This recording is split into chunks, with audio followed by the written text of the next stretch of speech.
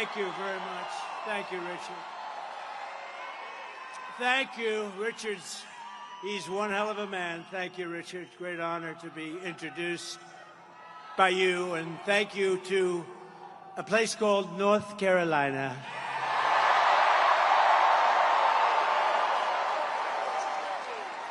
And I have these incredible women from North Carolina right over there.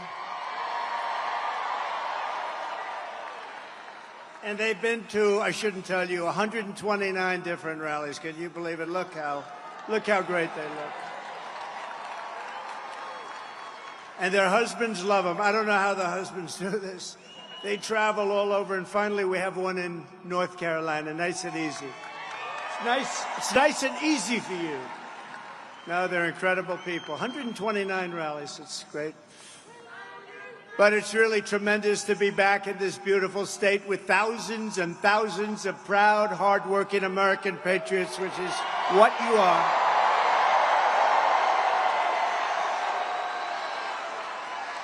This is a nice arena. How about the people outside that can't get in? That's a lot of people, too. Would anybody like to give up your seat? Would anybody?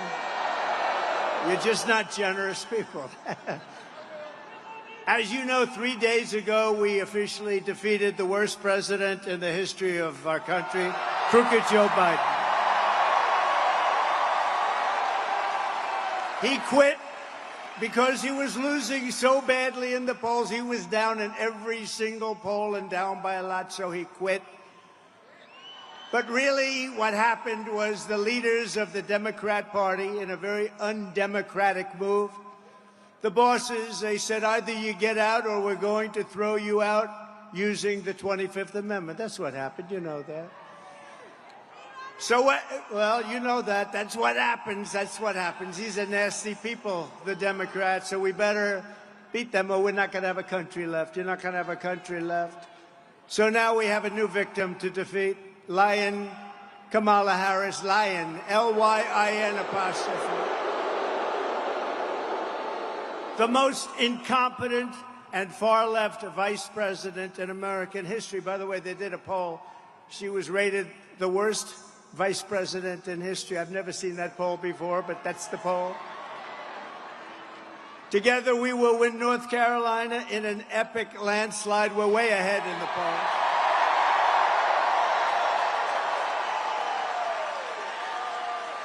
And we will take back that beautiful White House, and we will very simply make America great again.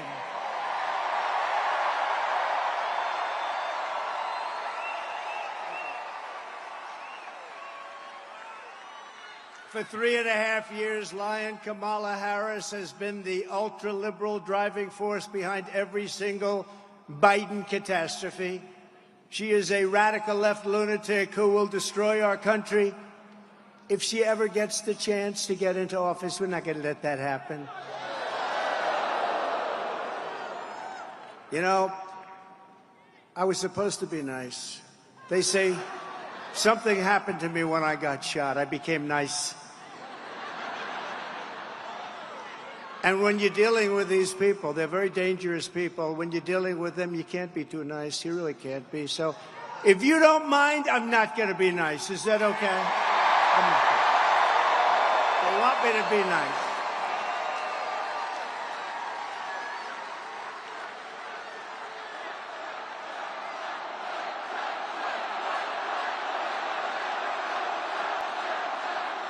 Thank you. Kamala Harris is the most liberal elected politician in American history. Did you know that? She's an ultra-liberal politician. She's absolutely terrible. She's, as you know, more liberal than Bernie Sanders. Can you believe it? She's rated far more liberal than Bernie Sanders. And she's now trying to get rid of her record, but she can't. She's going out and saying things that she doesn't believe in. If she ever got in, she'd destroy this country so fast. So she was the border czar, but she never went to the border, right? She was appointed by this horrible president, this horrible guy. How this guy got to be president in his basement. He stayed in his basement. And we did a lot better the second time than we did the first. How this guy got to be president, what they've done to this country in 3.5 years, and we're going to turn it around. But what they've done to our country is unthinkable. As borders are, Kamala threw open our borders and allowed 20 million illegal aliens to stampede into our country from all over the world. As vice president, she cast the tie-breaking votes that created the worst inflation in a half a century, decimating middle-class families and hurting very badly, as you know, all people in North Carolina. And by the way, Laura says hello. Laura, do we love Laura? How good is Laura? She is terrific.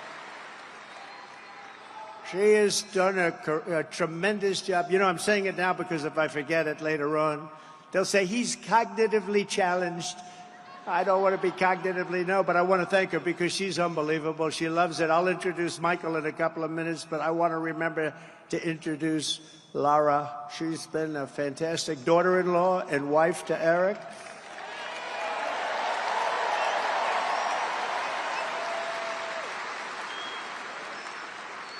And she happened to name her one beautiful daughter, you know what? Carolina.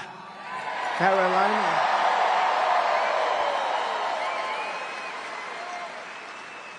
I said, which one? Which Carolina? She said, well, North, of course. No. Let's call them both. Do you mind if I call them both? They've both been great, frankly. And when Kamala Harris was sent to Europe to deter Russia, what a joke that was, from attacking Ukraine, how did that work out? Russia answered by launching the invasion just 5 days after she left.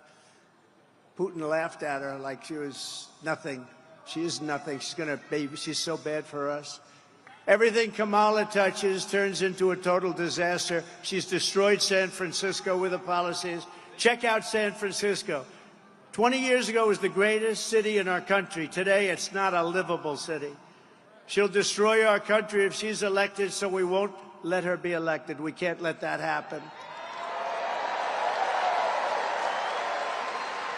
Unbelievably, despite all of the damage she's caused, radical, liberal Kamala Harris now wants a promotion to deliver 4 more years of chaos. We've had the worst 4 years.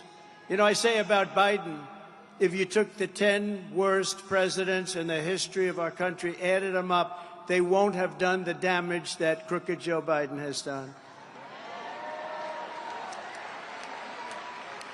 But this November, the American people are going to tell her, no thanks, Kamala. You've done a terrible job. You've been terrible at everything you've done. You're ultra-liberal, and we don't want you here. We don't want you anywhere.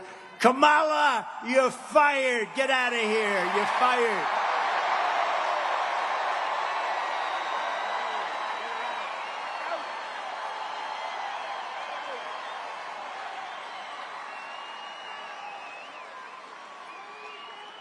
And yet the fake news, which a month ago said she was incompetent, said she was a stiff, just a dopey stiff, the worst.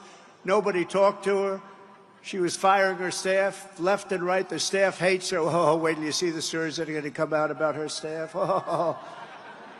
If that were me, they'd be all over the place. But the fake news tries to cover her up. But wait till you see, she was the worst with the staff of anybody.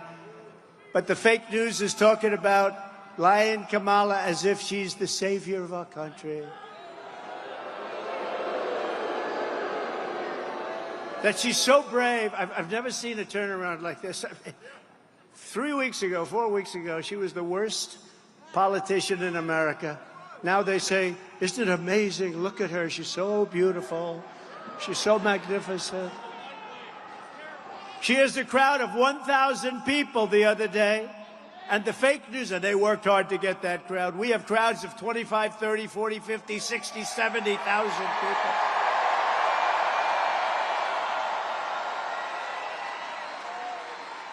And the fake news said, oh, her crowd was amazing. It was amazing. You see it? The other day, she had maybe 1,000 people. I doubt it. They worked their asses off to get those people to go, and I wonder what they gave up. They said, oh, this is such a big crowd. She's got such momentum. I don't think she's going to have a lot of momentum after this speech because I'm telling you about her, right? We're telling you the facts. I'm just giving you the facts. But they said it was such a big crowd, such a beautiful crowd. They never mention our crowds. Like this crowd. Look at this crowd.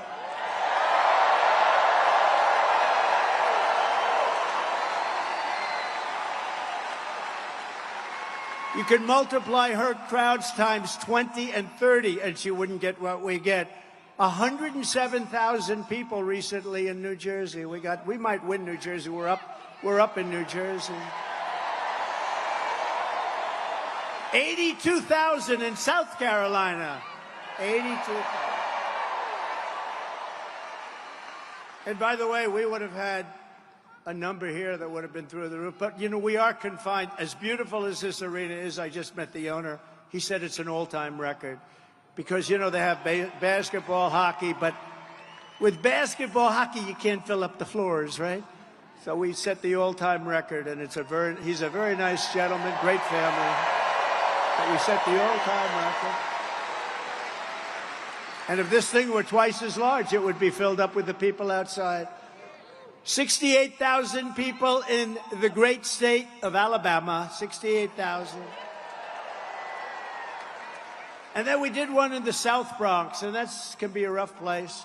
But we did one, and it was like a love fest. This was an amazing thing. We had 25,000 people in the South Bronx. Amazing. And if I ever had a crowd like Kamala, assuming she had 2,000 people, which I don't think she did. But if I ever had a crowd, they'd do headline stories. Trump is over. It's all over. It's not working for him anymore. They never mention the crowd. I tell those, look at all those cameras back there.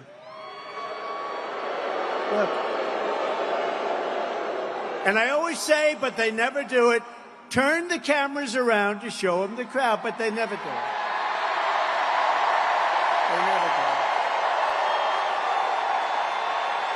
They never want to do it.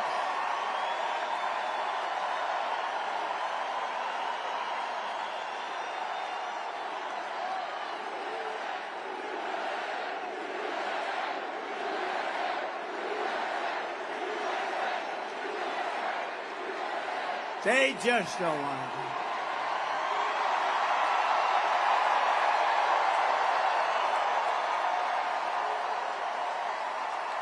They don't want to do it. I don't know why. Even the semi-friendly camera, they don't turn. You know, I used to think it was a physical thing with the camera. You know, the steel, you can't turn, you can't turn. And in 2015, it started right from the beginning, these big crowds. But now I have to tell you, there's more spirit now. We won in 2016. We did much better in 2020, but it was rigged. It was rigged. But this is bigger than 2020. This is bigger than 2016. And I think the reason is you like me a lot, but you know what you really like? When you look at the incompetent administration that we have with the inflation, with the Afghanistan, with all of the things they've done wrong, everything, the borders are. When you look at how bad they are, you say, you know, I like Trump, but now I really like Trump because we don't want to go back. Front row Joes. Front row Joes.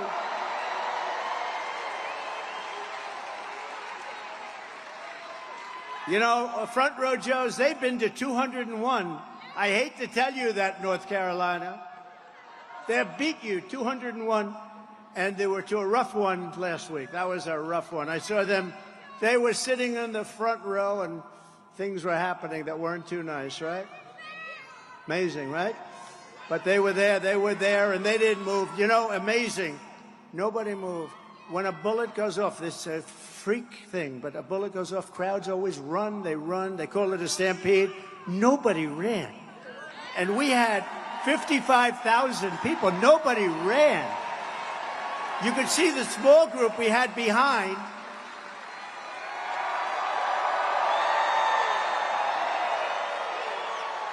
And no, you could see the group behind because the camera was on. We had a tremendous, you know, like hundreds of people from the press. We had cameras going on. And you could see behind me, they were like this. How about the guy right behind me in the black with the green hat? And he's looking like this. Now, that guy I want to meet him. But they had a lot of guys like that back there. But did you see him?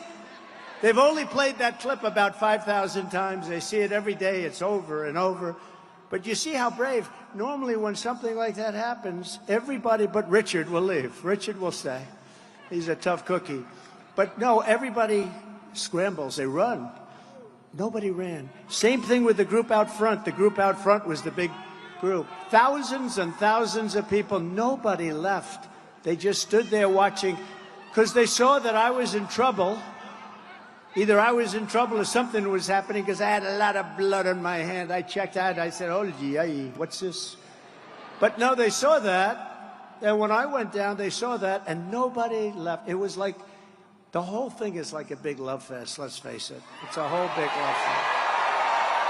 It's amazing. We love you, man. We love you. We love you. We love you. That was a horrible thing. That was a rough thing. And say what you want, the Secret Service, the ones on this day, on the dais, these guys right here, the tough cookies, they ran. Bullets were flying. Bullets were flying, and they were running right at me. And it was a rough, horrible, horrible time. And they said, sir, we have a stretcher for you. I said, you're not putting me, I'm not getting on a stretcher. They had a stretcher. I said, that's not going to look very good if I get carried out on a stretcher. Hello, everybody. Thank you, everybody. He said, I'm not getting, where are my shoes? My shoes got knocked off. They tackled me so damn hard.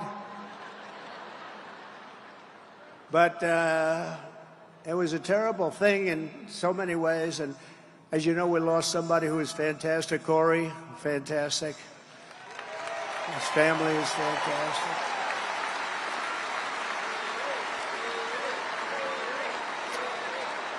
And two other great people. These are great people. I got to know their families a little bit. And, you know, the public has really been generous to them, too. They opened up their hearts to I won't even tell you, the numbers are so incredible. But they opened up their hearts to the three of them. And these two were hurt very badly. But they're both now in pretty good shape. They'll soon be in very good shape. So, But I just looked down here at Front Row Joe's, and it just reminded me of that incident a week and a half ago, right? You were right there watching it. You saw it. And you guys, by the way, weren't moving either. I saw you. You didn't move. You were just, they were standing just like they're standing right now. They were standing. They're great. They're great. And sad, such a distressed, sick world. But, you know, it could be caused when they call you a threat to democracy. You never know what causes it. I'm a threat to they're a threat to democracy. They're a threat to our country, period. But that was some time we had. That was some rough time. But it was incredible. The people I got to know through that. I got to know some unbelievable and really brave people. But the next time they show that clip, which will be as soon as you get home, they'll show it about 30 times. They show it every day over and over. But watch the people behind.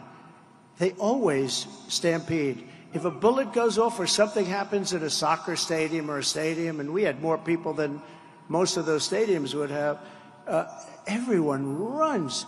Nobody ran. They stayed, and you have to look. The one guy, he just was so angry. He's looking. I gotta meet him. There's something about brave people that I love, right? People that love our country. He's out there. He's like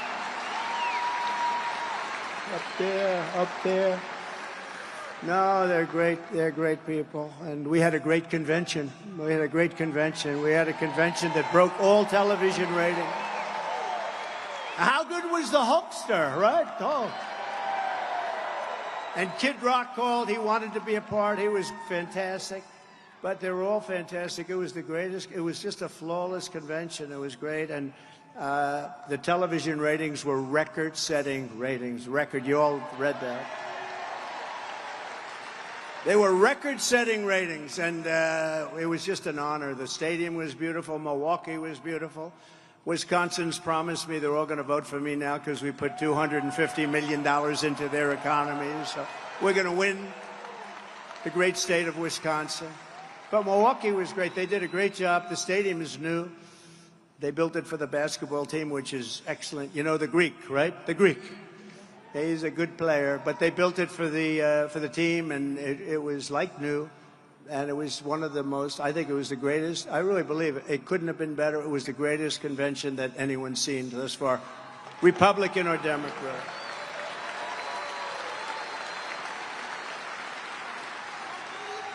But getting back to a subject called Kamala, who's the worst? You know, I ask you this question because this has never happened before. So Biden's running. I wouldn't say his debate performance was one of the best, right? Do you agree? That's where it all started, with the debate. The downfall started that night with the debate. The debate was like, that was a rough debate. He said, yeah, I had a bad night. No, he had a bad night. He had a bad everything. He had a very bad night. But it started really with the debate. It was all, you know, the game was up. They say the jig was up, and it was indeed up, but it started with that, and then it only got worse. And we were leading him by 11, 12, 14, 15 points, and then he decides to get out because the bosses said, we're not going to have you. He didn't want to get out, but they told him, you're getting out. They said, you're getting out. You're getting killed in the polls. You can't win. You saw that. You can't win. You're getting killed. So now they bring in this one who's worse than him. She's worse than him because he's a fake liberal. You know, he wasn't that liberal. He was fake. She's a real liberal. She really is a real liberal. She's much worse than him. Now, if we start beating her in the polls by 10 or 15 points, are they going to bring in a third candidate? It's like, you know, Trump is killing this guy. All right, out. Let's bring in a new one. Out, out. And then maybe at some point they get one right, but when will that stop?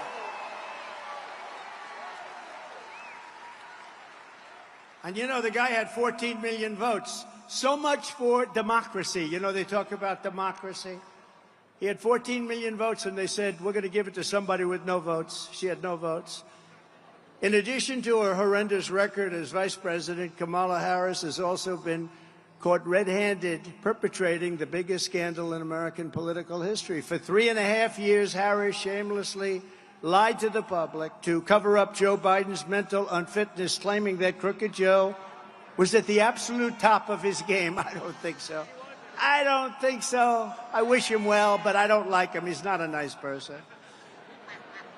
I mean, he's not a nice person. He's trying to put me in jail. Why would I like him, right? That's the first time. No, first time. And she's the one behind it. And she's got a new line, you know. She's going, I'm the prosecutor. She's one of the worst prosecutors in history. She destroyed San Francisco.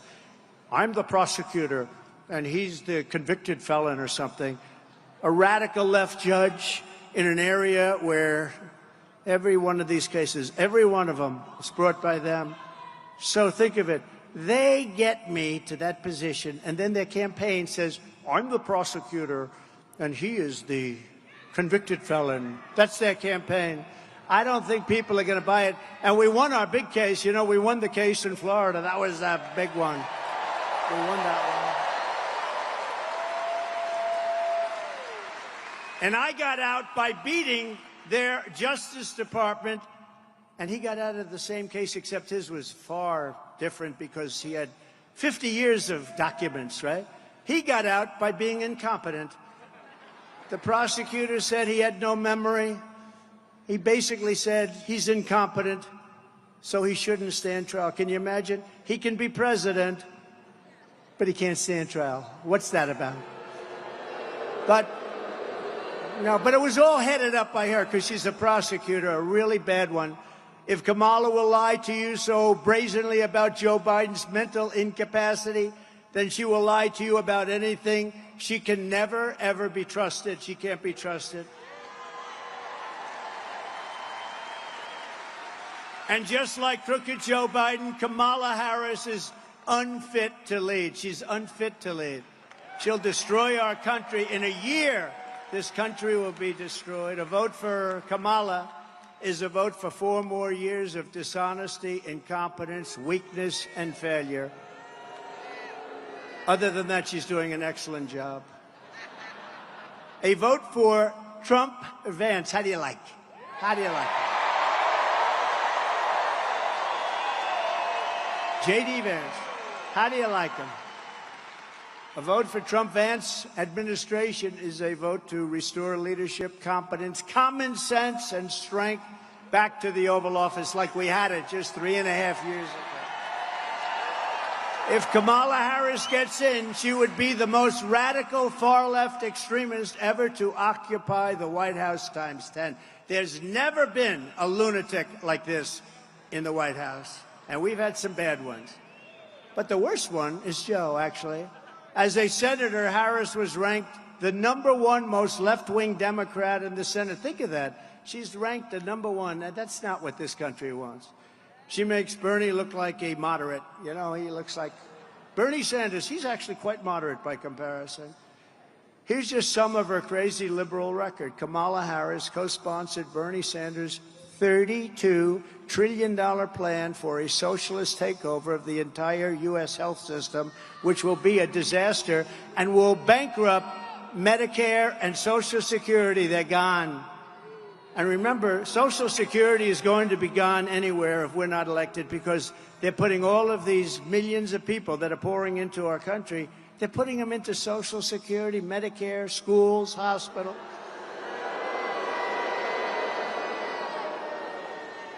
And we all have a big heart, but some of those people are tough, from prisons, from mental institutions, terrorists. When asked if her plan would outlaw private health insurance for 180 million Americans, Kamala replied, "Let's just eliminate all of it." That's all she said. We'll eliminate all. That's nice. Thank you very much, Kamala. She endorsed free taxpayer-funded government health care for all illegal aliens, everybody that walks into our country that's illegal. This is why they come. When these stupid people, they're stupid, low IQ people, when they say, we're going to give you health care, we're going to give you everything, they come. You're not going to say, we're going to give you all of these things. They're going to come, even if they're fine in their country. And people are being killed in the caravans, especially women. They're dying on the way up. It's horrible. It's horrible. You have to see the real numbers. She co-sponsored the $100 trillion Green New scam with the goal of completely abolishing the oil, coal, and natural gas industries, which would reduce the United States to a third world country. No more oil, no more gasoline. Good luck with your electric car that goes for about 45 minutes before you have to get it. Do you know someplace like in the Midwest, did you see? They built 8 chargers. You know, that's sort of like the equivalent of a gas pump. They built 8 chargers for $9 billion, and 2 of them don't work. That's a big problem. And if we were going to charge up the entire country for the electric car, if we were going to charge up, it would cost $5 trillion. That's more money than we would have. We would have to file for bankruptcy. And they don't care. They say, let's do it anyway. She said that a 70 to 80% tax hike is, quote, a bold idea that should be discussed. She wants an 80%. You know, I gave you the largest tax cuts in history. She wants to take them away and increase your taxes. I don't think you're going to be too happy. Kamala publicly boasted, quote, there's no question I'm in favor of banning fracking. She wants no fracking. Now, that pertains to Pennsylvania, Texas. It pertains to Oklahoma. It pertains to a lot of other places, more so than you, but it pertains to you where your wallet, because you're going to be paying a lot of money. You're going to be paying so much. You're going to say, bring back Trump, please, please, please bring back Trump. We want Trump. We want some common sense, please. She supports mandatory gun confiscation to rip firearms out of the hands of millions of law-abiding gun owners. She wants to take away your Second Amendment, which we need. Lion Kamala is also a total radical on a word called, do you know this, right? A word called what? Abortion. She's a radical crazy person when you compare my position on abortion to that of Kamala Harris. My position is 8 points higher in the polls, and that's because she is so radical. She wants abortions in the 8th and 9th month of pregnancy. That's fine with her, right up until birth, and even after birth, the execution of a baby, because that's not abortion, that's the execution of a baby. You remember the governor, you remember the former governor. The current governor is excellent. The former governor of Virginia, he said, yes, we may have the baby, and then we decide with the mother what to do with the baby. This is after the baby is born now. She supports that. She supports taxpayer funds to pay for abortion for any reason whatsoever. She even voted against legislation that would require medical providers to give care to babies born alive after an attempted abortion. Think of that one. Whereas our position is that abortion is now back to the states. You know, for 52 years, they've wanted to bring, it's Roe v. Wade. They wanted to bring it back to the states. It wasn't about how many weeks and how many, everybody wanted it. Every legal scholar, every Democrat, every Republican, liberals, conservatives, they wanted it brought back to the states. And because we had a very brave 6 people on the Supreme Court of the United States, so they were very brave. After 52 years, they allowed it, but everybody wanted it. And they were brave to do it, and now it's up to the will of the people in each state, and it's happening in Ohio. They voted, and frankly, it came out to be more of a liberal policy, but they voted, and it's getting back. In Kansas, you saw what happened there. Somewhat of a liberal policy. Texas goes, and Alabama goes, and other states, but it's all being voted on by the states. It's back in the hands of the people, and the state returns the age-old question to where it belongs, and it belongs with the people, and it belongs over time, and you see what's happening, and you see how it's working out. Like Ronald Reagan, very importantly, I happen to support, you have to go with your heart, but I happen to support the 3 exceptions: rape, incest, and the life of the mother. I think that's the way. But follow your heart. But you also have to remember, you have to get elected. You have to remember, because we have elections, and elections are about a lot of other things, too, that are very important. But you have to get elected. But Ronald Reagan was for that. I was for that, the 3 exceptions. And as Vice President, Kamala Harris cast the tie-breaking vote to cut, as you know, Medicare by $273 billion. She cast a vote to cut Medicare. Nobody knows that. She doesn't want people to know that. Now what she's doing is she's running away from Israel. She refuses to go to Bibi Netanyahu is in Washington. She refuses to do that. Even if you're against Israel or you're against the Jewish people, show up and listen to the concept. But she's totally against the Jewish people. And it amazes me how Jewish people will vote for the Democrats when they're being treated so disrespectfully and badly. It amazes me. It's shocking. I don't get it. I don't get it. Kamala even wants to pass laws to outlaw red meat to stop climate change, and she is... You know what that means? That means no more cows. You know, this is serious. No, this means no more cows. I guess eventually she's going to mean no more people, right? No more people. So if you want socialist health care, nation-wrecking inflation, the death of American energy, and a lying radical left liberal San Francisco extremist as your commander-in-chief, then Kamala Harris is your candidate. She's the one for you.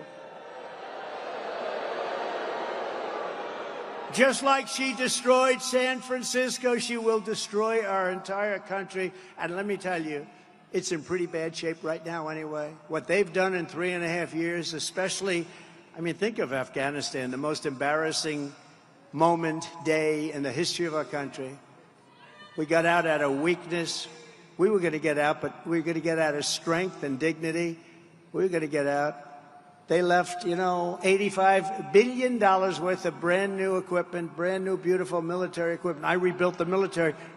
They got equipment that I bought, and they left it in Afghanistan. And you know that Afghanistan now, the Taliban, Afghanistan is the second or third largest seller of military equipment in the world. They're taking this gorgeous stuff and they're selling it, and they're making a fortune because they don't need 700,000 rifles and guns. They don't need 77,000 trucks and cars. Many of them are built with all steel bottoms. They're all guarded up for the horrible bombs that they had to endure. They're all very expensive. These are very expensive things, and they're selling them now because they just need a tiny fraction of what they were left. We were going to take it all out. We were going to keep Bagram, the big air base. We had 13 soldiers killed. We had 47 soldiers horribly, horribly hurt. No legs, no arms. Nobody ever talks about them. They talk about the 13 dead. They never talk about the 47 that have been so horribly hurt. I mean, just, it's so bad. It's so horrible to see. But 47 is an important number. Maybe there's something to it. You know, 47, that's an important number.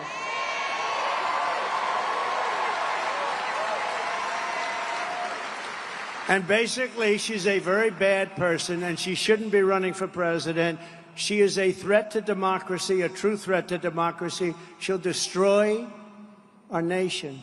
But if you want no inflation, low gas prices, how about $1.87? And we had it actually lower than that. If you want energy independence, and even now energy dominance, we're going to be dominant. You know, you have to see the chart. And my favorite chart of all, of course, some of you would understand what I mean, was the immigration chart. Because I looked over and I said, look at that chart. Does anybody know what I'm talking about? It's my all-time favorite chart. Man, am I lucky to show that chart? I said, let me see that chart. Let me see that chart. Pull it down.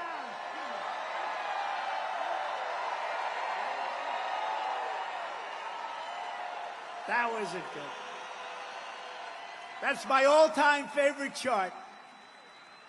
It showed how great we did on immigration. My last week in office, we had the lowest number of illegal aliens that we ever had coming across our border. I was very proud of the chart. You see it go like this, and then it goes like a skyrocket. But forget that. I like it for other reasons, too. I will sleep with that chart for the rest of my life. But if you want the greatest economy in history again, and freedom, if you want freedom, real freedom, because we're going in a very bad direction, then you must vote for a gentleman named, perhaps you've heard of him, Donald J. Trump. Perhaps you've heard of him.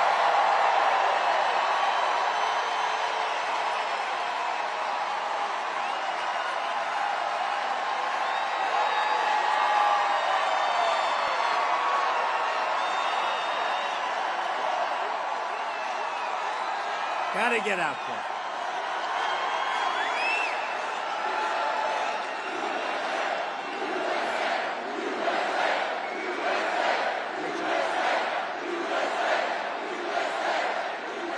Kamala Harris's California socialism would kill the American dream forever. You know, you don't hear about the American dream anymore. We're going to bring back the American dream for our children. Under Trump-Vance administration, and he's terrific. By the way, he's been incredible. You know, he wrote the great book on workers, about how workers were being horribly taken advantage of. Became a movie, big best-selling book, became a great movie, actually. And he's a great guy. Went to Yale Law School without any connections because his father passed away and his mother had some difficulty. And you get into Yale without any connections, that's pretty good. And he was a great student. Then he met his beautiful wife at Yale, two smart people. It's really an amazing story. Amazing. Became a senator from the great state of Ohio. Ohio loves him. So he's exactly what we want. And he's a very common sense guy. But we'll bring back that American dream bigger, better, and stronger than ever before. Bigger, better, and stronger.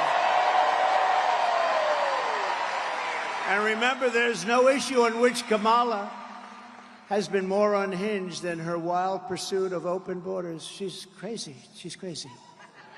Who could want open borders? Who could want that? It's like, who could ever want men playing in women's sports in a much smaller way? Did you see a beautiful woman volleyball player 2 weeks ago got badly hurt? I didn't know you could get hurt in volleyball, but when the ball comes back at you at 140 miles an hour, I guess that can hurt. Got knocked out. But playing with a man who transitioned. And she was a top player. She said, I've never seen a ball come at me like that. I played volleyball for a long time since I'm a little girl. I've never seen a ball, Richard. She said, I've never seen a ball come. What about race car drivers? Do you want to have a couple of transitioned race car drivers? Maybe that's okay. Actually, that could work. That could work. I have a good one for you I'd like to recommend. That could work, maybe. But she said, I've never seen a ball come. Or the weightlifting records. You see what's happening there? For 18 years, they had a record. 18 years. A quarter of an ounce and a quarter of an ounce on the barbells, right? A quarter of an ounce. Little tiny thing. And she goes, Olympic tryouts. Mom and Dad are in the front. And I hate to do it. You know, my wife says it's so unpresidential when you do that. Can you believe it? So I'm embarrassed. I used to give it a big push, but now I'm embarrassed. You know, I know I'm embarrassed to do it. She said, darling, your speech was wonderful, but please do stop with the weightlifting and the swimming. It's so unpresidential. You know, she's a class act. But I said, but people like it. People like it. She looked good 2 weeks ago coming into that arena, right? Melania. She's a classic. Yeah, turn off your cameras for a second, okay? Boy, that's a lot of cameras. Man. No, they get it up and they can't quite do it. Oh. Mom, I'm sorry, Mom. And a guy comes out for the tryouts. He comes out. Have you lifted before? No, I haven't really tried it. Oh. Well, give it a shot. Bing, bong. Right? How crazy is it? Or the swimmers. The All-American swimmer. She's getting ready. She's going to break the record. It stood for 12 years. And she's beautiful, beautiful, strong. And she looks left and she sees all the girls she's grown up with. Because as Richard will tell you, those great, talented people, like Richard wanted to drive race cars more than anything else. But he didn't quite have the courage to put that pedal to the floor like a couple of your competitors that we know so well, right?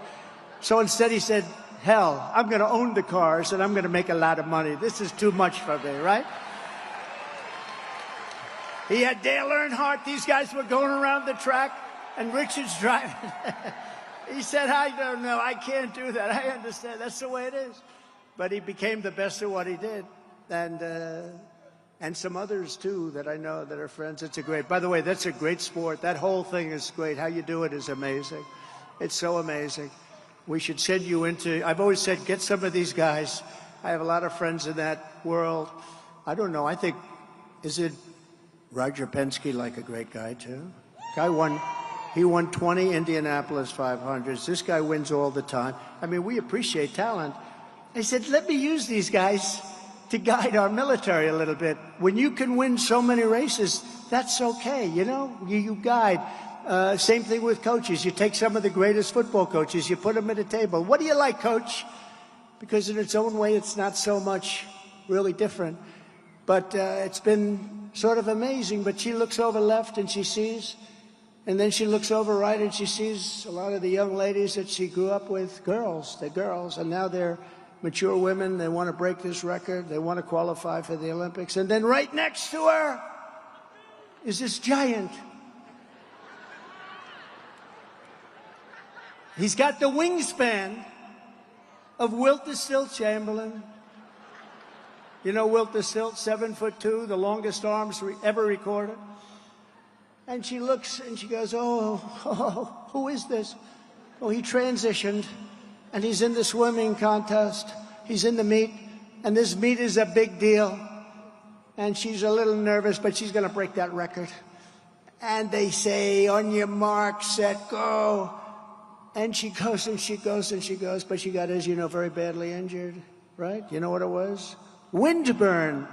She got burned by the wind. He went so fast by her, she suffered massive wind burn. We had to take her out of the pool.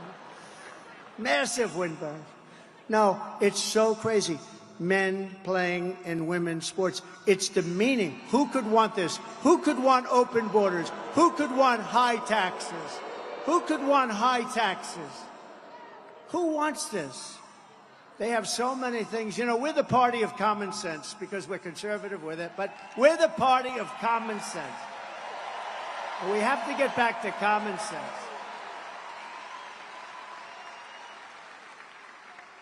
Lion Kamala supported abolishing ICE. She compared ICE agents to members of the KKK. Can you believe it? It's so disrespectful. And these guys, these people are great. I've seen them, and I've seen tapes of them, and they go into a pack of MS-13 killers out on Long Island, and they walk into that pack, and all you see is fists are flying left and right. 2 minutes later, they walk out, and they've got them by the legs, and they throw them into a paddy wagon, and we take them the hell out of our country. And she wants to get rid of them.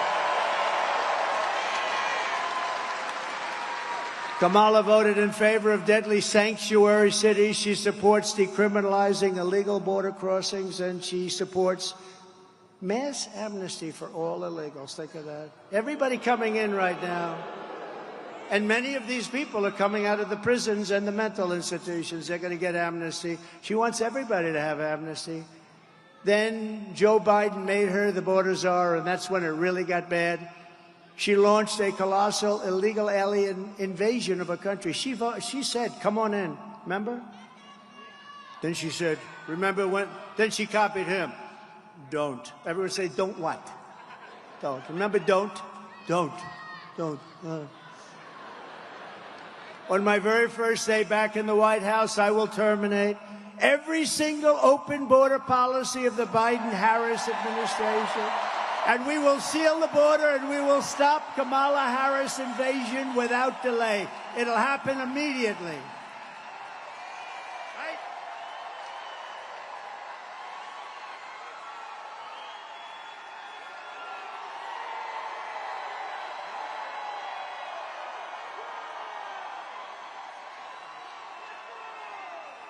We will do it immediately.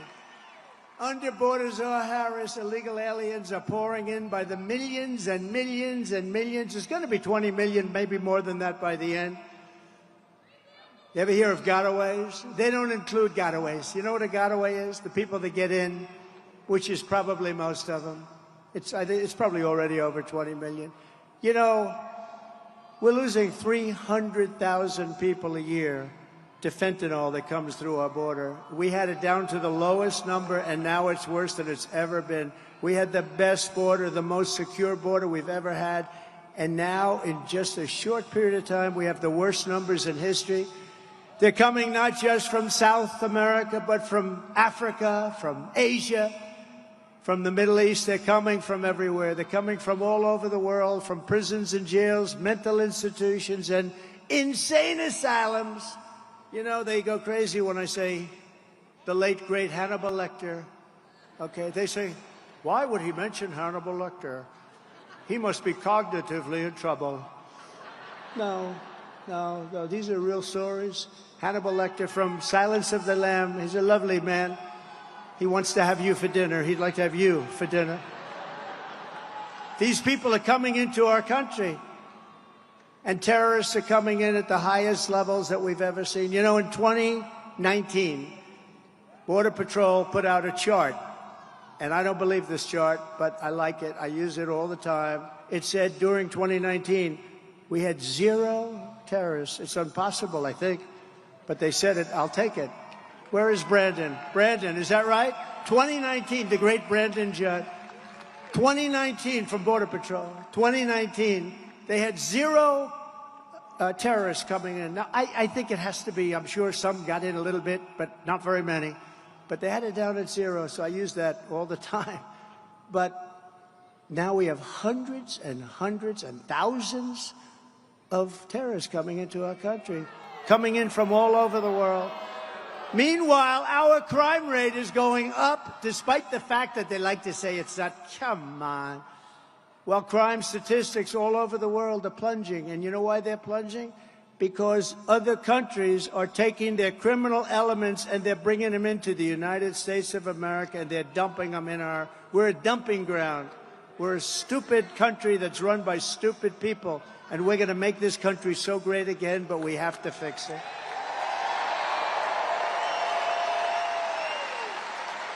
In Venezuela, which was ridden with crime, crime is down 72% because they're sending all of their criminals to the United States of America. Now think of it. Next year, what we'll do? Oh, if they win, I never want to say, I never say, we're going to win. They cheat like hell. We got to get out. We got to, too big to rig and all that stuff. But if they ever got in, we will have another meeting. We'll do it in Venezuela because it'll be much safer than any place in the United States. Because by that time, we'll have all the criminals from all over the world in our country, because that's what's happening.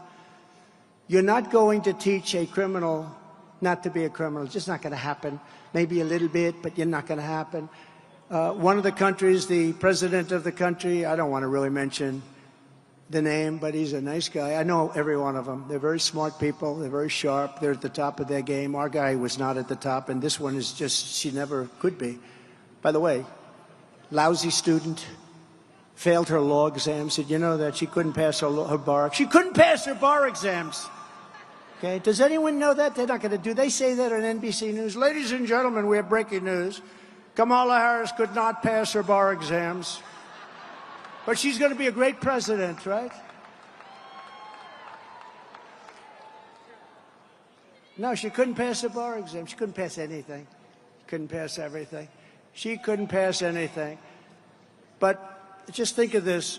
These countries, and if I were the head of one of the countries, I would be worse than any of them. I mean, some of them actually have half of their prison population still. I wouldn't have any. Richard wouldn't have any. You and I would, our country would be the safest country. Every criminal would be in the United States of America. I can tell Richard Childress. Every criminal would already be here. Every jail would be empty. Every mental institution, insane asylum would be empty. They'd all be in the United States. And that's what, in a short period of time, that's what's going to happen. We're going to have all of their criminals. The only thing good about them is they make our criminals look like very nice people by comparison. These are serious criminals. These are rough killers. But under Border Czar Harris, can you believe it? Our communities are being ravaged by migrant crime. I call it migrant crime. I used to call it Biden migrant crime, but now I'll probably change it to Harris or Kamala. You know, it took him about, 4 years to pronounce her name right, and then she did an overthrow. That was a very undemocratic move, wasn't it? Earlier this year, a 15-year-old girl in Massachusetts was raped by a migrant who Biden and Harris flew into the United States against all orders. In upstate New York 2 months ago, another 15-year-old girl was attacked by an illegal alien that just walked into our country, assaulted with a metal pipe, abducted, driven to an isolated area, raped and killed. And in Texas last month, 12-year-old Jocelyn Nungari was tied up, sexually assaulted, and strangled to death by 2 illegal aliens who Biden and Harris released into the United States and refused to get them out. What kind of a vice president or what kind of a border czar allows these monsters to come into our country? And this is just a small portion. These people are here now by the hundreds of thousands. And remember this, it's like anything else. They're just getting comfortable. They've just gotten here a little while ago. So you haven't seen the kind of crime that's going to be inflicted on our country. They're just getting comfortable. They're getting used to being here. They don't know about the words politically correct yet when you catch them and you do nothing, and then you catch them again and do nothing. They don't know. The only time they do something, if it happens to be Trump, because he talks about how the rigged election was a disgrace. Oh, he should get the electric chair because he said the election was rigged. But if you rape and kill somebody and strangle them and dump them in a creek, that's okay with these people because they're crazy. And we don't want these people running our country anymore.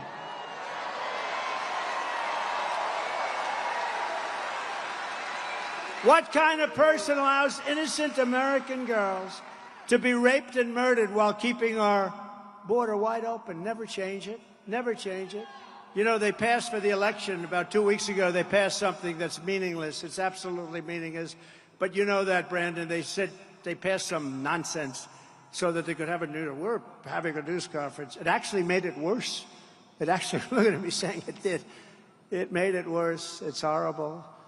Kamala's deadly destruction of America's borders is completely and totally disqualifying. She shouldn't even be allowed to run for president, what she's done. She's committing crimes. No person who deliberately lets these kind of savage criminals into America should ever be trusted with power again, should ever be trusted to be the president of our country. If Baltazar Harris stays in charge, every week will bring a never-ending stream of illegal alien rapists, bloodthirsty killers, and child predators to go after our sons and our daughters. That's what's going to happen. Everybody knows that. You're not going to talk these people into being wonderful citizens. If I'm elected, we will immediately deputize local police who are dying to do the job, by the way, but their power has been taken away.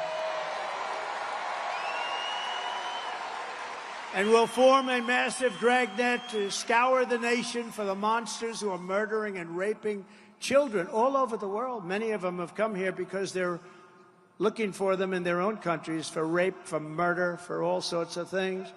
And we will ship them back to the country from which they came. We're going to get them out of here. You know, when I first came here, I don't tell this much, but you couldn't get them back. I said, well, we're going to get them out. MS-13 in particular, the most savage, vicious gang. They killed two 16-year-old girls walking to school. They killed them with a knife. They sliced up their body. They didn't want to use a gun because that's too quick. They didn't want to use a gun. They sliced them up. They sliced them up into pieces. They killed them. And Nancy Pelosi said they should stand trial, you know, nice fair trial. No, these are monsters.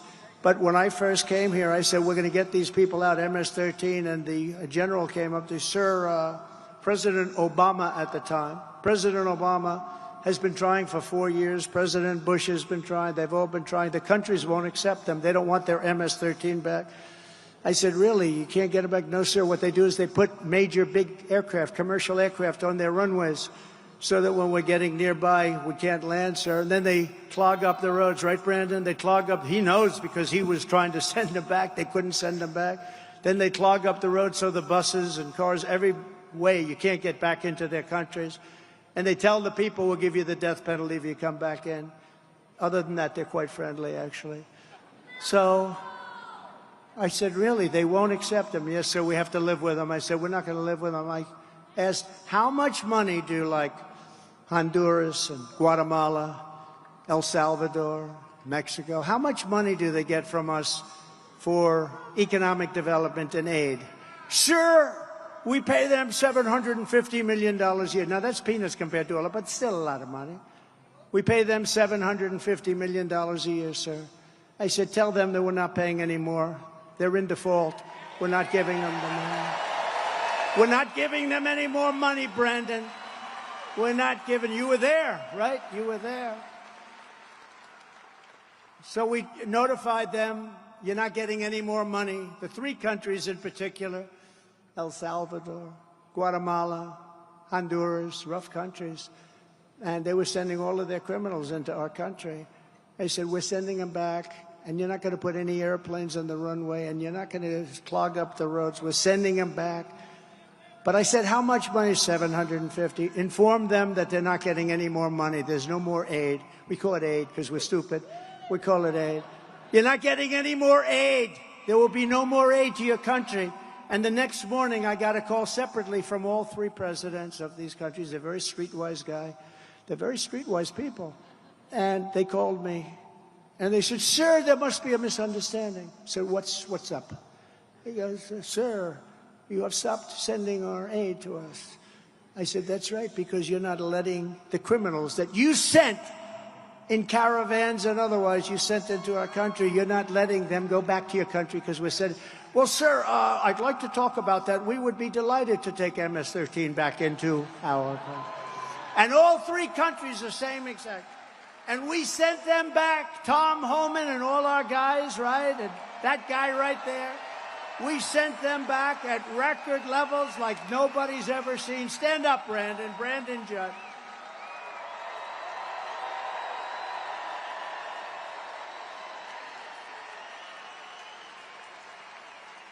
Right, Brandon? We sent them back.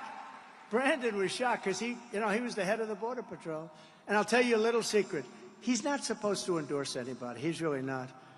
But he got so fed up with the incompetent people that when I ran, he said, I don't care. I'm endorsing Trump. I said, you're not supposed to do it. I said, I don't. And he never wavered, did he? He never wavered. Him and his whole group of people, they're incredible. These are incredible people. You know, it's much easier for him not to do the job. But they don't want that. They want to straighten out our country. They love the country as much as anybody in this room. They want to work. It's risky. It's dangerous. They don't want to not do their job. They want to make our borders strong and our country safe. And we're going to be doing that in 6 months. We're going to be doing that. You know, unfortunately, we have to wait till January 20th. But I can tell you that November 5th will be the most important day in the history of our country. We're going to take our country back from these lunatics. During her entire time as border czar, Kamala has not had a single conversation with the chief of Border Patrol or the unions or anybody. Did they ever call you? Did they ever call Brandon Judd, please? Get him on the phone. Brandon, how are we doing on the border? I used to call. He goes, horrible. How are we doing on the border, Brandon? We're doing, he just goes, horrible. But I'd call you all the time, right? I'd say, how the hell are we doing, Brandon? And we were doing great. That's why the chart, right? But we were doing great. But they talked to the 4 top people on the border. Have you ever spoken to Biden? Biden doesn't know he's alive. You know, the head of the FBI was, you know that, right? He was in front of Congress today. And one of the great congressmen asked him a question. Have you ever noticed in all your meetings with Biden that he's cognitively a degenerate?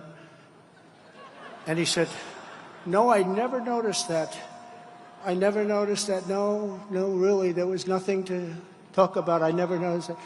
Now, anybody that says that, you know they're not telling the truth. It's a very serious thing. It's a very serious thing. No, I didn't notice. I didn't notice. No, I didn't notice. I didn't notice he couldn't stand up. I didn't notice he can't walk. And I didn't notice he can't think and he couldn't talk. Other than that, he's doing quite well, however. Thank you. No, he didn't notice. That's a very bad thing. A very bad thing. A very sick thing. We're pleased to be joined today by former president of the National Border Patrol, and that's the man I've just been talking about. He's been so incredible. The Patrol Council, the head guy and the boss, Brandon Judd. Thank you, Brandon. Thank you.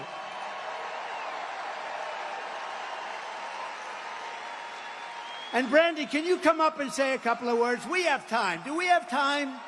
Come on, Brandon Judd. Come on, Brandon. And I'll bet you he can beat me up those. I'll bet you he can beat me up those stairs. Remember when Biden challenged him to a golf match, and yet Trump was just playing with Bryson DeChambeau? You beat him, didn't you? Look, I lived this.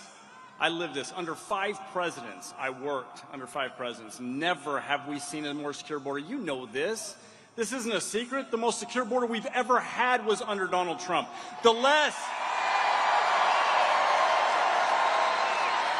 We had fewer drug overdoses under Donald Trump. We had fewer criminal aliens under Donald Trump. Like he said in 2019, 0 known terrorists. That number has jumped up more than 100% under Joe Biden. 100%. Yeah, that's what we're seeing right now. This was amazing. It was all about policy. October 7th, 2016, the day of Access Hollywood. Come on. locker talk seriously, and they thought that that was going to bring him down. We did a press conference with Donald Trump, October 7th, 2016, because it was about policy. That's what it's about. If we have proper policy, we can secure the border and we can keep your children, your grandchildren, your great-grandchildren safe. He can do that. He can do it. They refuse. Kamala Harris knows what she needs to do. I was there. I gave her all of the policies that she needed, all of them, and she refused to implement them. She does not care about you. She does not care about the safety of this country. He does. This is the man for the presidency.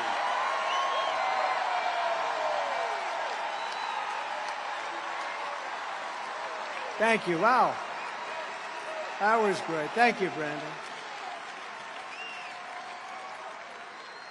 Thank you very much. He does some job. He does some job. Now that she's running for president, Kamala is suddenly trying to transform her personality to pretend she is tough on crime. She's so bad on crime. In fact, Kamala Harris was the original Marxist district attorney. She was the first of them. You know, you hear all about them in Philadelphia and Los Angeles. She was the first. She was worse than any of them. She supports ending cash bail nationwide. She wants no bail. If you murder somebody, just go home and relax. Murder a couple of other people. Which means releasing violent criminals immediately after arrest. She supports stripping police officers of legal protections, ending jail sentences for parole violators. And in 2020, she helped raise $35 million to bail out criminals released from jail after they shot at our police, looted stores, sexually assaulted innocent victims, and committed many other very serious crimes. She was giving them money and bailing them out. One of the dangerous criminals Kamala helped bail out of jail was Sean Michael Tillman. You know that name, a repeat offender who, with Harris's help, was set free. He then went on to murder a man on a train platform in St. Paul, Minnesota, shooting him in cold blood 6 times, lying on the ground. Shot him in the head and in the torso 6 times. Kamala Harris wants to be the president for savage criminals, illegal aliens. I will be the president for law-abiding Americans of every race, religion, color, and creed. And I will stop the Democrats' party war. Remember this. The Democrats, they have a war going with police. They have a war. They don't want to talk about it, but they want it. The Democrat Party has a war on with police. We will stand up to the Marxist district attorneys. Defund the police. That's what they want, defund. They want to defund. She wants to defund the police. Now, she's pulled back on it, but that's where she is going. Does anybody even understand the concept? That's like open borders. That's like men and women's sports. The same thing. I think it's maybe even crazier than any of them. We will give our police back their power, protection, respect that they deserve. We're going to give them back the respect that they deserve. Today, I am honored to receive the official endorsement of the National Association of Police Organizations, which is the largest in our country. It represents 250,000 police officers nationwide. It's such an honor to get it. To me, that's a great honor. To me, that's something that means the largest anywhere in the United States. It's the greatest people. I'd like to ask their president, Mick McCall, to come up and say a few words, please. Thank you. Thank you, Mick.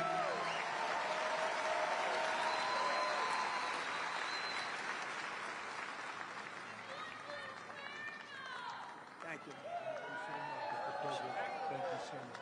We appreciate it. Thank you very much. Thank you very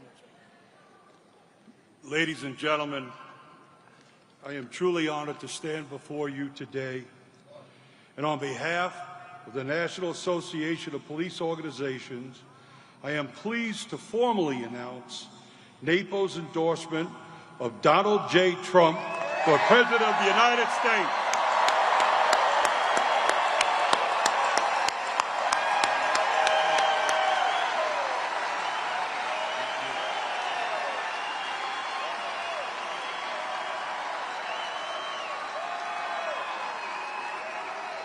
if I may.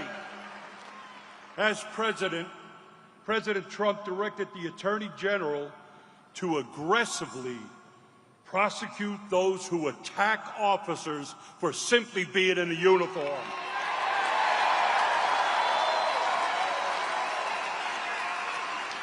President Trump, he signed the Law Enforcement Mental Health and Wellness Act. And ladies and gentlemen, that's protecting the protectors.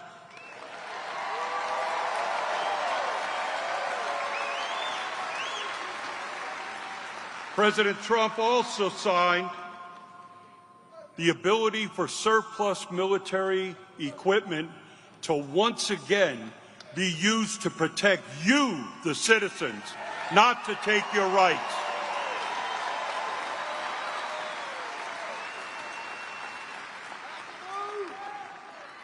And one of the most important things that the president did, he recognized that the men and women who provide public safety, who are part of law enforcement, deserve the same constitutional rights as the people we serve.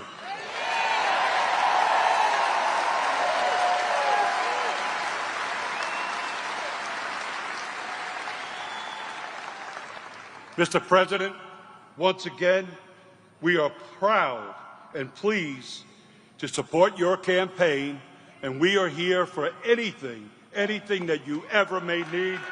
God bless you, and God bless the United States of America.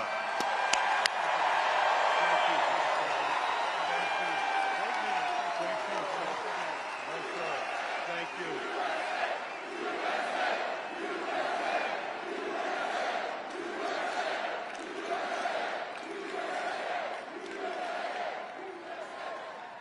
Thank you very much. That's a big one. That's something that means a lot to all of us in this room. It's no wonder the Democrat Party and their thugs are so desperate to stop us. They know that we are the only ones who can stop them. We're the only ones. This is it. This is the big election coming up. This is it. This is going to be the biggest of them all. All of their persecution is only happening because I'm running for president and leading big in the polls, every one of them. And we're not just leading against Kamala, we're also leading against everyone, including big leads right here in the great state of North Carolina. We have a big lead. We have a big, beautiful lead. The radical left Democrats rigged the presidential election in 2020, and we're not going to allow them to rig the presidential election in 2024. You. Right, Michael? Every time the radical left Democrats, Marxists, communists, and fascists indict me, I consider it truly a great badge of honor. I never thought I'd be saying that, but I consider it a badge of honor because I'm being indicted for you. And never forget, our enemies want to take away my freedom because I will never, ever let them take away your freedom. I'll never let it happen. They want to silence me because I will never let them silence you. And in the end, they're not after me, they're after you. I just happen to be standing in their way, and I always will. Thank you. Thank you. We're pleased to be joined tonight by many great North Carolina patriots, including Congressman Richard Hudson. Where is Richard? Richard Hudson. Richard, he's a big, wonderful, wonderful guy, wonderful warrior, Richard. Thank you. A man who I've just been involved in from the day he first went in. I endorsed him. Everyone said, who is he? Turned out to be an incredible congressman, but now he's running for Attorney General, and he's going to be your next Attorney General, Dan Bishop. Where's Dan? Dan. Thank you, Dan. Thank you, Dan. Get out and vote for him. He's incredible. Great job. And you were a great guy. Richard, we're going to miss him in Congress, but that's okay. Great luck, Dan. Congressional candidates, Addison McDowell. Big victory, Addison. They're way ahead in the polls. Brad Knott. Thank you, Brad. Pat Harrigan. Thank you. Thank you, Pat. Good. Mark Harris. They like you. And the Speaker of the North Carolina House, a man who's done an incredible job. He gets it. He gets it. He really gets it. Tim Moore. Thank you, Tim. And when it came time to pick a chairman of the Republican National Committee and Convention and everything else having to do with national politics, I came to a man named Michael Whatley of North Carolina. And the reason is because at 10 o'clock in the evening, when we all had those televisions on, and I saw weird things happening, drops at 3:02 in the morning and all the things that were happening, North Carolina held totally steady. He had 602 lawyers working. He held it steady. And other states, I was leading by a lot, and all of a sudden people went to sleep. They thought that was over. And I said, no, because I know how bad these people are. But North Carolina had held steady. He was the head of your Republicans in North Carolina, did a phenomenal job. So I immediately called him. I said, let's do it. And I got him. Please stand up. Please stand up. You have done a fantastic job. Fantastic. And working with Laura Trump, what a team that is, right? She's doing a good job, right? And I said, don't worry about the votes. Just guard the votes, right? Just guard. We have all the votes you need. Just guard the votes. And he's doing that, and he's doing it at levels that nobody's seen before. And I hope we're going to have a big, beautiful surprise, because we're not going to let them steal this election. And they didn't do it in North Carolina. Thank you. Thank you, Michael. Great job. A wonderful gentleman who I met a little while ago, Michael Verardo, and he is a wounded warrior and just a highly respected guy. Michael, wherever you may be. Michael? Hi, Michael. Wow. You look good. I'm not messing with you, Michael. Wow.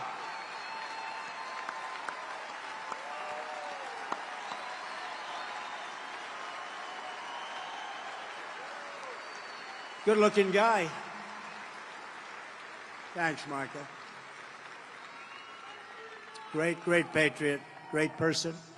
Members of the Charlotte Police Department are here. Please stand up. You are phenomenal. What a job. What a job they do. Thank you. What a job they do. Thank you very much. And Chief of the Catawba Nation, Brian Harris. Brian, where are you, Brian? They've been so supportive. They've been so supportive. Thank you very much. From the moment we take back the White House from Kamala Harris, they switch. It's every day. Next week they'll have somebody else when they find out how bad she is. She's worse than he is. But when we take it back from Kamala and crooked Joe Biden, the most crooked president we've ever had, I believe we are going to have the 4 greatest years in the history of our country. We're going to do it. We're going to do it fast. Starting on day 1, we will end inflation and make America affordable again. Inflation is killing our people. They've got inflation. I think real inflation is closer to 50%. They like to say 23, 24%. No, they don't add everything. I think, look at interest rates. They're through the roof. Nobody can buy a house. You can't get the money even if you want it. To bring down the prices of all goods, we will stop the Biden-Harris war on American energy, and we will drill, baby, drill.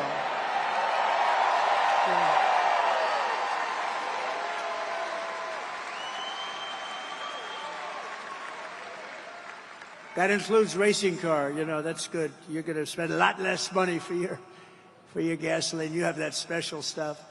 I will terminate the Green New scam, and I will end the Biden-Harris electric vehicle mandate on day 1. And we already gave you the largest tax cuts in history, but we will pass massive tax cuts for workers, and that includes, remember, no tax on tips. No tax on tips. No tax on tips. To protect North Carolina workers, I will revoke China's most favored nation status. Think of it. They're most favored because they're a developing nation. Well, we're a developing nation, too, because we've gone to hell and back. We're a developing nation, too. They are considered a developing nation, so they get advantages that we don't get. Not going to happen. And I will pass the Trump Reciprocal Trade Act. That means that if China or any other country makes us pay a 100 or 200% tariff or tax, we will make them pay a reciprocal tariff or tax of 100 or 200% immediately, right back. It's basically you hurt us and we hurt you, an eye for an eye. Look at it any way you want. Before I even arrive at the Oval Office, shortly after we, the people in this room, win the presidency, I will have the horrible war between Russia and Ukraine settled. We're going to get it settled quickly. I'll do it as president-elect, I'll do it. And I will be doing something that nobody else even talks about. We have never been so close. I will prevent World War III. We're heading to World War III. We're heading right into the teeth of it because we have stupid people representing us, and they're being represented against people that are at the top of their game. I will restore peace through strength, which is what we have. And in my next term, we will build a great Iron Dome missile defense shield over our country, a dome the likes of which nobody has ever seen before, and it will be entirely made in the USA.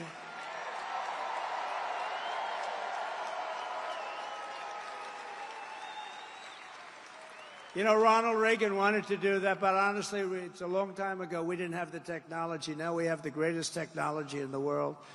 And in case there's a problem, we're going to be stopping them, but we're going to have the best in the world. It's all going to be made right here.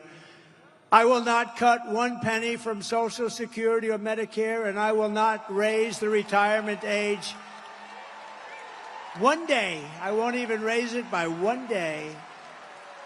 And, you know, they're talking about, she's talking about lifting the retirement age. She's going to have to, because they're putting a lot of the illegal aliens that are coming into our country. They're going into Social Security and Medicare. They're going into a hospital. We're not going to raise it one penny or one day. I kept that promise, remember, for 4 years. For 4 years, they said, oh, he's going to raise Social Security. No, for 4 years I didn't, and I won't do it. I'm the one that won't do it. And remember, I said something else. I'm going to keep you out of wars. I kept you out of wars. We had no wars with Donald Trump as your president. We defeated ISIS. We beat ISIS in 4 weeks as opposed to 5 years, which was supposed to take. Remember this, our military is great. They're not woke. The guys on top, the political guys, are woke.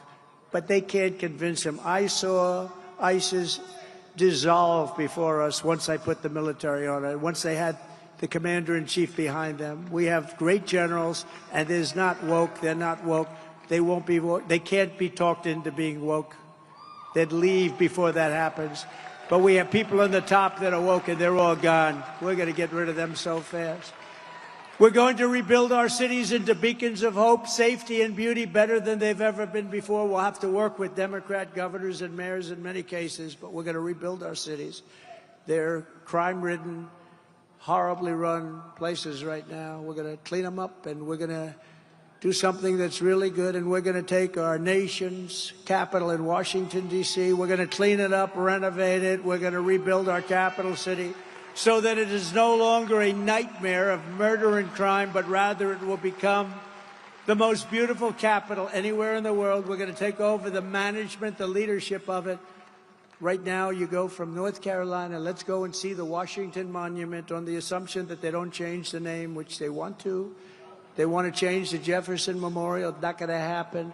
Remember when we were having a problem in Washington where they were trying to knock down some of our monuments, and I passed a bill. And the bill said, if you touch a monument, if we catch you even in the act, you go to jail for 10 years. And there's no 10 years equal 1 year. It's 10 years. You serve 10 years. And it was amazing. I looked outside the beautiful White House windows. I looked outside, and people were just leaving town. It was an incredible thing. I took old legislation that, frankly, you could never pass, very old, 1926, and I restored it, and I said, 10 years, if you take down that, and they were all getting ready. They had ropes around the necks of these gorgeous pieces of art. I said, you do that, you go into jail for 10 years, and they left those ropes hanging. They couldn't get out of town fast enough. On day one, I will sign a new executive order to cut federal funding for any school pushing critical race theory, transgender insanity, and other inappropriate racial, sexual, or political content onto the shoulders of our children. And I will not give one penny to any school that has a vaccine mandate or a mask mandate. And I will keep men out of women's sports, and I will fully uphold our great Second Amendment. We will protect innocent life, and we will restore very quickly free speech, and I will secure our elections. Finally, we're going to get them secured. Our goal will be one-day voting with paper ballots, proof of citizenship, and voter ID. But until then, Republicans must win. We want a landslide that's just, and it is really an expression that's used. It's very tough for them. Too big to rig. We're way ahead. We're way ahead. By more than even the polls say. We have to make it so big, Richard, that they can't do it. There's not a thing they're going to be able to do about it. So too big to, you have to get out there and vote. Get everybody. Get everybody. Get them all. Remember this, it's a strange thing. Evangelicals, Christians, they don't vote very much. We got to vote. They got to vote. They're great. They're such great people. Gun owners, the NRA, you know, gave us their total endorsement. But gun owners don't vote. They tend not to vote. We have to get them to vote. If we could get the evangelicals, Christians, if we can get gun owners to vote, it's not even an election. But they got to get out, so get your people at church to vote, okay? If you want to save America, get your friends, get your family, get everyone you know and vote. Vote early, vote absentee, vote election day. I don't care how you vote. You got to get out. You got to vote. And make sure your vote counts. Follow your vote. Check your vote. Check it. You can do it. Check your vote, that they don't rob you of your vote. Such an important thing. And if you want to help ensure election integrity, sign up at protectthevote.com. Protectthevote.com, and watch those people. Make sure they don't cheat. And Michael's doing a great job, and you just watch him, Michael. From Asheville to Raleigh, and this is, I have to tell you, an incredible group of people. The spirit, the incredible spirit. We have so much to say, but in conclusion, from Asheville to Raleigh, from Greensboro to Greenville, from Wilmington to right here in Charlotte, this state was forged by some of the toughest men and some of the strongest women ever to walk the face of the earth. Our American ancestors were backcountry farmers and frontier settlers, woodsmen, craftsmen, workers and warriors who poured their love into this land, and they loved their families, and they wanted to take care of their families at all costs. They climbed the mountains, fought the battles, conquered the dangers, tamed the unknown wilderness, built the factories, and gave everything they had to make America into the greatest nation in the history of the world. But now we are a nation in decline. We are a nation in decline. Can you believe it? We are a failing nation. We are a nation that has lost its confidence, lost its willpower, and lost its strength. We are a nation that has quite simply lost its way. But we are not going to allow this horror to continue. Less than 4 years ago, we were a great nation, and we will soon be a great nation again. We'll be a great nation again.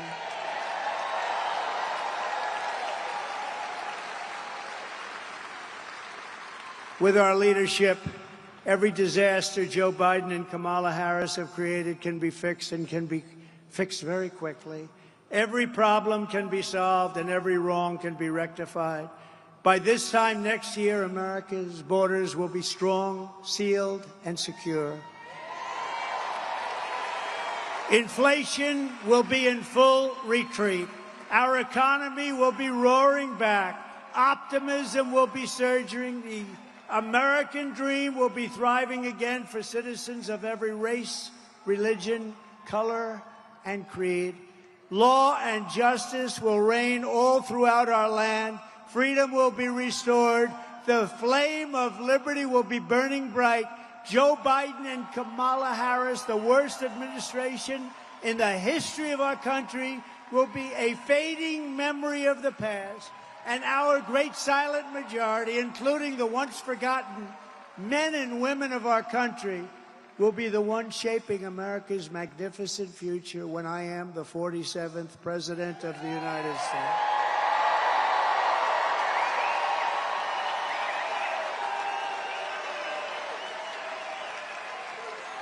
Because we are all Americans, and together we will show November 5th to be the most important day in the history of our country. There will never have been a more important day, because if we don't do the right thing, and if it doesn't work out, it's got to work out. If it doesn't work out, we won't have a country. We're going to have a great country again. We're going to have a great country again. We are one movement, one people, one family, and one glorious nation under God. And together we will make America powerful again. We will make America wealthy again. We will make America strong again. We will make America proud again. We will make America safe again. We will make America free again. And we will make America great again. Thank you very much. Thank you. God bless you all. Thank you, North Carolina. Thank you very much.